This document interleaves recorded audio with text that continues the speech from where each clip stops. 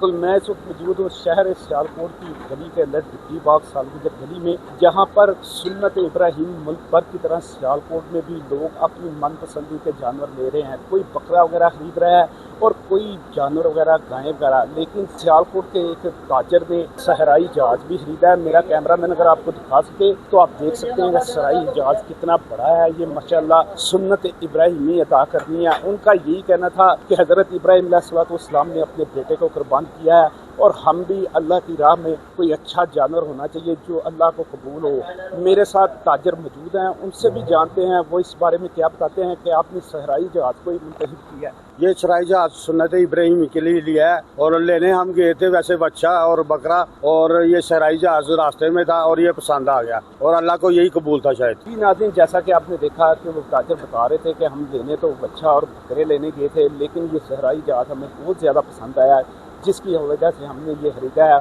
और सुन्नत इब्राहिमी अदा करेंगे। जी।